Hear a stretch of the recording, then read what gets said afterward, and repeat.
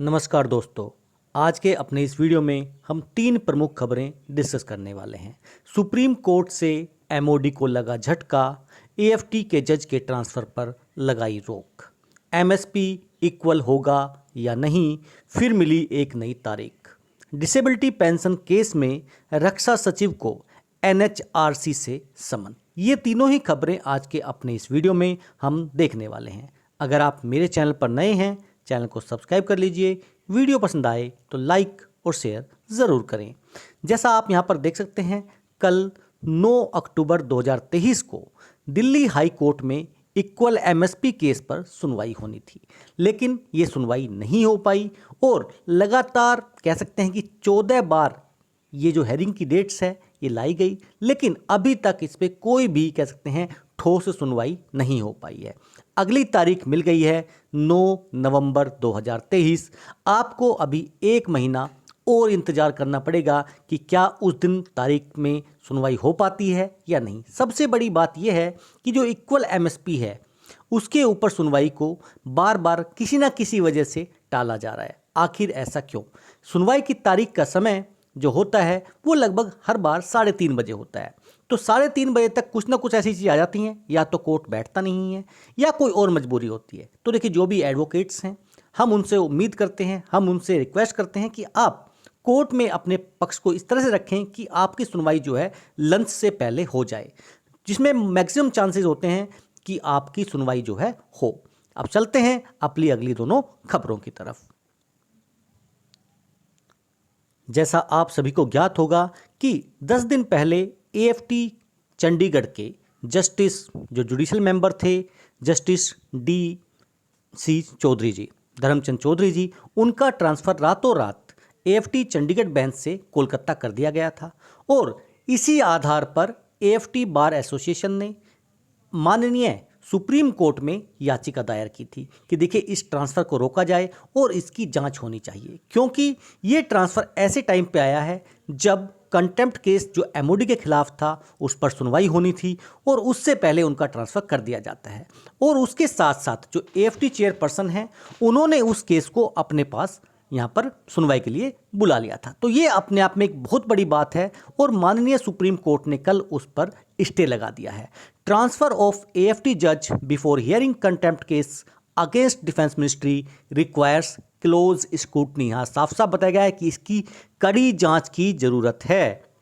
Supreme court on Monday directed the chairperson of the principal bench of AFT to file a sealed cover a report। Sealed cover में एक report भेजने के लिए यहाँ पर बताया गया है, जिसमें आपको कारण बताना है कि ऐसी क्या जल्दी थी, क्या सर्कमस्टांसेस थे कि आपको जस्टिस डी.सी. चौधरी का यहाँ पर ट्रांसफ़र करना पड़ा एएफटी चंडीगढ़ से एएफटी कोलकाता में।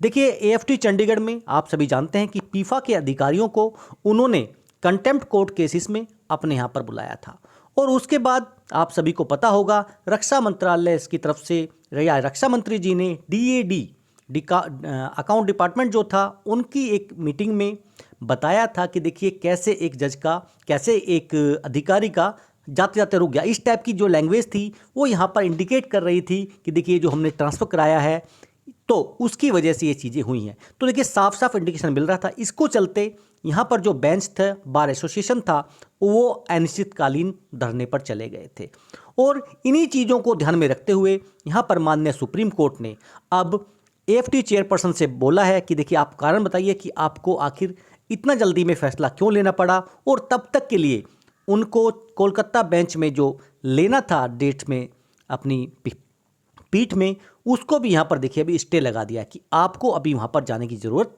नहीं है। सील्ड कवर में यहाँ पर उनको समय दिया गया है, 13 तारीख से पहले पहले आपको रिपोर्ट सबमिट करनी है और बताना है कि आखिर ऐसा क्यों हुआ है। अब चलते हैं अपनी तीसरी बड़ी खबर की तरफ।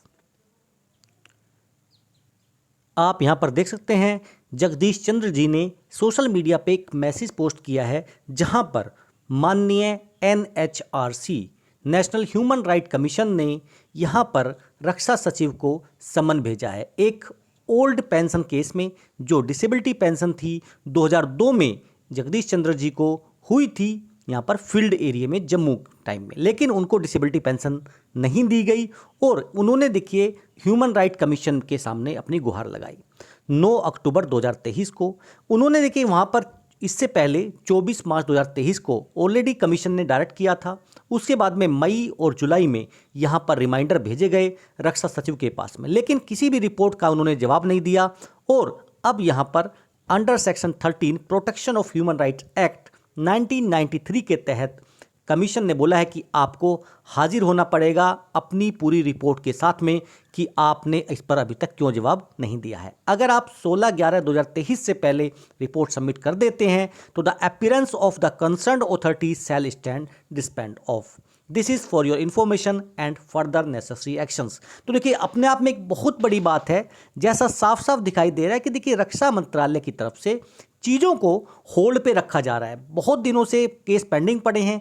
यही एक मैटर था जो जस्टिस DC चौधरी जी थे, उन्हों को कंटेम्प्ट कोर्ट लाना पड़ा, क्योंकि रीज़न ये था कि आपका 2018 के केस भी पेंडिंग पड़े हैं, फाइल दबी पड़ी है, उन पर कोई भी जजमेंट्स के बाद, रिमाइंडर के बाद भी कोई काम नहीं किया जा रहा है। तो ये थी आज की 3 बड़ी खबरें। अगर वीडियो आपको पसंद आई तो वीडियो को शेयर करें, चैनल को सब्सक्राइब करें। फिर मिलेंगे आपसे। जय हिंद, जय भारत।